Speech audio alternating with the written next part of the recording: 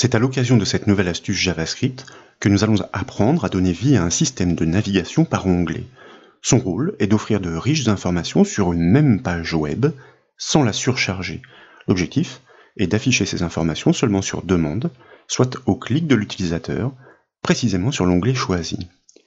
Dans l'exemple illustré à l'écran, lorsque l'utilisateur clique sur un onglet, comme ici, l'article attenant s'affiche aussitôt en lieu et place du précédent. Et comme vous pouvez le voir, l'aspect de ces onglets change au survol. De plus, il se part d'une couleur différente lorsqu'il reste actif. Ce mécanisme offre une qualité de consultation par thème plutôt intéressante. Pour la mise en place de cette technique JavaScript, nous proposons d'appuyer l'étude sur des sources offrant une page web embarquant ces onglets déjà structurés par les styles CSS. Et comme toujours, ces sources sont offertes au téléchargement depuis le site bombache.fr. Vous le verrez, la décompression livre le fichier de la page web index.htm, accompagné de ses ressources dans les sous-dossiers, dont les feuilles de style dans le sous-dossier CSS. Pour débuter, je vous propose de double-cliquer sur ce fichier index.htm pour l'ouvrir dans le navigateur web par défaut. Comme nous l'avons avancé, les onglets structurés existent bel et bien. Ils réagissent d'ailleurs au survol de la souris grâce à un style CSS. En revanche, à ce stade et fort naturellement, au clic de la souris sur l'un d'entre eux, rien ne se produit encore. De nouveau à la racine du dossier de décompression, cette fois je vous invite à cliquer droit sur ce fichier index.htm pour choisir dans le menu contextuel de l'ouvrir avec un éditeur comme le Notepad++. Et donc je vais revenir sur celui-ci car en l'occurrence il était déjà ouvert. Nous accédons bien à la structure HTML de notre page web et vous remarquez que deux feuilles de style sont référencées en en-tête de code. La première, mes styles CSS, se charge de l'organisation globale de la page web. La seconde, les styles CSS, donc juste en dessous, gèrent l'agencement des éléments du système de navigation et nous aurons l'occasion d'en découvrir quelques attributs. La construction du système de navigation à onglets est située plus bas dans le code HTML, plus précisément dans la balise l'identifiant au centre. Les premiers éléments à considérer sont les styles CSS affectés aux objets HTML. Tout d'abord, chaque onglet est représenté par un bouton, comme vous pouvez le voir, balise button, associé au style onglet, sauf pour la première qui est doublée avec le style actif. Et vous pouvez consulter ce style onglet en ouvrant la feuille les styles CSS qui est située dans le sous-dossier CSS.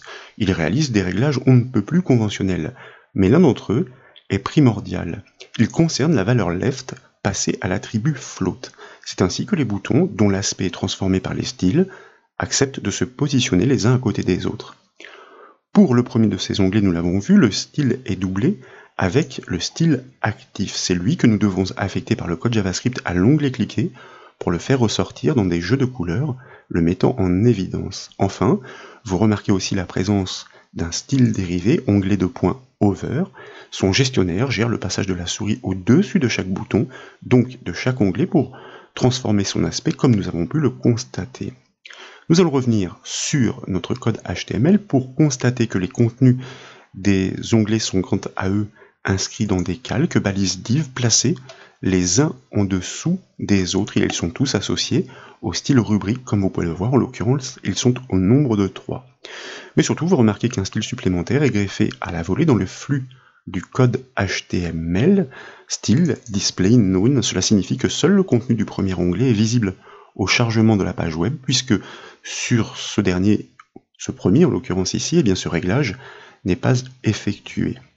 Et donc c'est sur cette propriété que le code JavaScript devra agir dynamiquement pour afficher le contenu correspondant à l'onglet cliqué. Lorsqu'un calque est invisible, display known, ceux du dessous remontent à hauteur.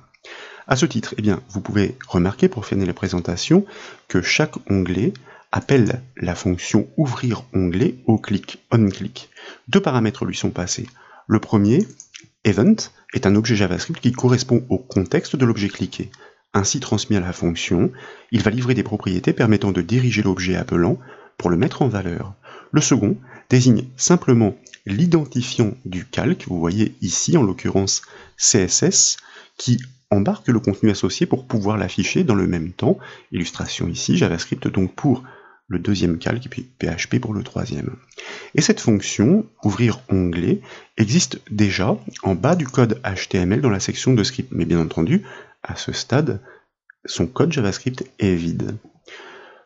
Pour faire interagir donc ces onglets avec l'internaute, nous avons besoin d'une variable, un tableau de variables récoltant tous les onglets, d'une autre récoltant toutes les rubriques correspondantes et d'une dernière pour les parcourir tous. C'est ainsi par exemple que nous serons en mesure de masquer toutes les rubriques pour à l'issue ne garder actives que celles associées à l'onglet cliqué.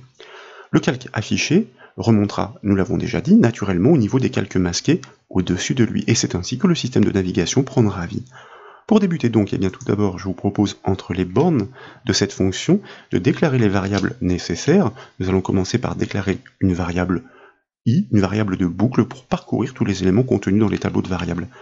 Une autre variable table, ma foi, pour pouvoir stocker, mémoriser tous les calques qui sont associés au style rubrique, et une dernière pour pouvoir mémoriser tous les éléments HTML des onglets. Ils sont au nombre de 3, mais s'ils étaient plus nombreux, la technique que nous allons mettre en place les considérerait tous.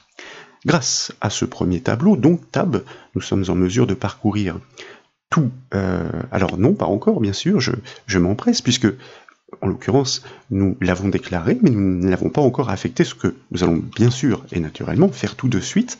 Nous souhaitons récupérer, nous l'avons dit, tous les calques qui sont associés au style rubrique. C'est la raison pour laquelle nous allons exploiter notre objet JavaScript Document avec une méthode très précieuse qui se nomme getElements by B majuscule, attention, class, C majuscule, name, N majuscule et le E majuscule de elements au pluriel, car nous allons récupérer tous les éléments HTML associés à un même style à passer en paramètres, le style rubrique. Je vous rappelle qu'il s'agit bien du style, alors je vais cliquer dessus, double-cliquer dessus, associé donc à tous ces calques HTML, balises div, des rubriques à afficher au clic sur l'un des onglets.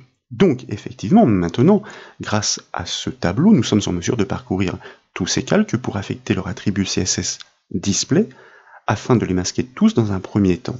Pour cela, nous engageons une boucle for en partant du premier élément i égale 0 pour les parcourir tous jusqu'au dernier, c'est-à-dire jusqu'au dernier élément contenu par le tableau, et c'est la propriété JavaScript length pour un tableau de variables qui renseigne sur ce score, ce chiffre, bien sûr inférieur strictement puisque nous partons pas de l'indice 1 mais de l'indice 0, donc tab.length pour aller jusqu'au dernier calque ainsi mémorisé, et à chaque passage cela va de soi, alors non pas ii mais i++, nous incrémentons notre variable de boucle et nous prenons naturellement soin de borner cette boucle pour pouvoir ensuite l'implémenter.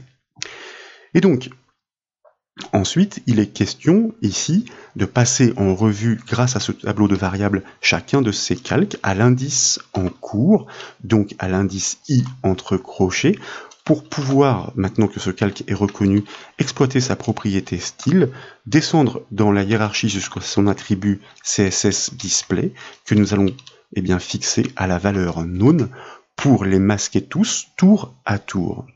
Et ensuite, c'est la même technique que nous devons reproduire pour les onglets.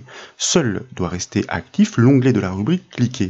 Nous devons donc les parcourir tous pour supprimer le potentiel style nommé actif, celui que nous avons constaté, donc dans un premier temps, avant de ne l'attribuer ensuite qu'au bouton concerné. Mais avant cela, nous devons récupérer tous ces éléments HTML dans le tableau de variables déclaré à cet effet.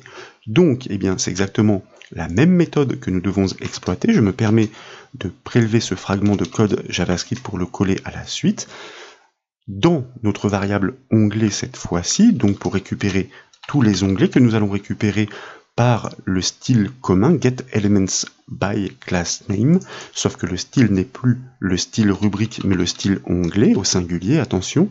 Et ensuite, nous allons engager notre boucle for pour pouvoir les parcourir tous. Donc encore une fois, même technique que précédemment, sauf que nous devons adapter nos variables, même si en l'occurrence le nombre est le même ici, donc nous aurions pu laisser effectivement notre critère de comparaison fixé sur notre tableau de variables tab, mais bon, par esprit de cohérence, nous l'ajustons pour tous les onglets donc, à chaque passage dans la boucle pour l'onglet actif, il ne s'agit plus d'agir sur son attribut CSS display, nous souhaitons, nous l'avons dit, dans un premier temps, si d'aventure le style actif est proposé en supplément du style qui existe par défaut. Alors, je vais revenir dans le code HTML pour que tout cela soit bien clair, vous voyez, comme pour le premier, actif associé au style onglet, non.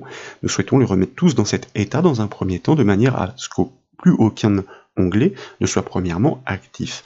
Donc, il s'agit de la propriété className que nous devons réaffecter grâce à la fonction JavaScript replace pour remplacer le style actif précédé d'un espace par une chaîne vide.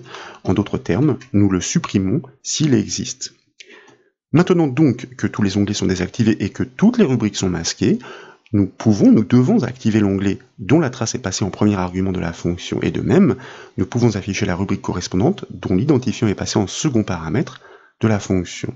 Pour cela, eh bien, à la suite du code, donc après la seconde boucle, nous allons exploiter de nouveau notre objet document, mais cette fois avec sa méthode fameuse getElementById, qui, comme vous le savez, alors il ne faut pas que je fasse de faute, sinon le code ne fonctionnera pas, camel case, E majuscule, B majuscule, I majuscule, getElementById, comme vous le savez, pour récupérer un élément HTML par son identifiant. Je vous rappelle qu'il est passé à la fonction ici.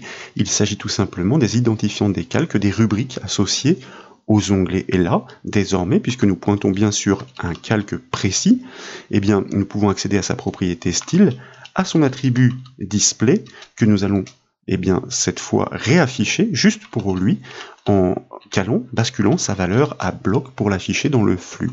Et dans le même temps, eh bien, nous devons ajouter le style actif sur l'onglet cliqué pour le faire ressortir grâce à notre objet EVT, celui du contexte, qui offre une propriété tout à fait intéressante qui se nomme current target, c'est-à-dire la cible, celui en fait qui concerne l'objet appelant, donc par le biais de sa fonction onClick, de son gestionnaire d'événements, nous pointons tout simplement sur l'onglet appelant evt.currentTarget, puisqu'il n'a pas d'identifiant.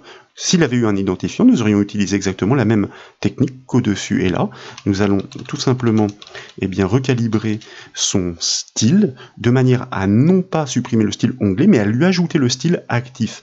Donc, il ne s'agit pas d'une affectation, mais un plus égal pour garder le style onglet et lui ajouter à la suite, après un espace, le style actif. Et nous n'oublions pas de ponctuer notre syntaxe.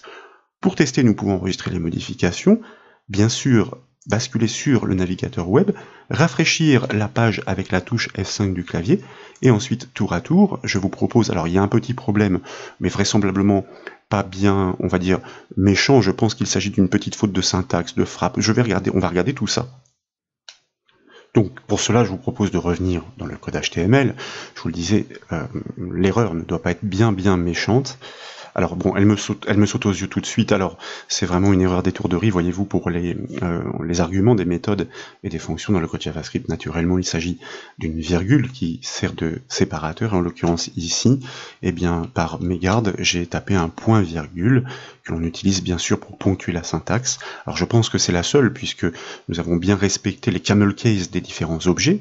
Donc nous allons enregistrer effectivement ici, et puis je me propose de rafraîchir la page, et désormais, comme je vous le disais, tour à tour, ça va beaucoup mieux. Nous pouvons cliquer sur les différents onglets pour constater que, en même temps que l'onglet cliqué devient effectivement actif, sa rubrique s'affiche en lieu et place des autres calques HTML. Donc, notre système de navigation par onglet est abouti avec un code JavaScript, vous en conviendrez, qui est relativement simple. Voilà donc pour cette nouvelle astuce JavaScript, j'espère qu'elle vous a plu. Si c'est le cas, comme toujours, je compte sur vous pour mettre un petit j'aime à la vidéo, et comme vous le savez, vous pouvez retrouver toutes les astuces et formations sur le site bombash.fr. Je vous remercie.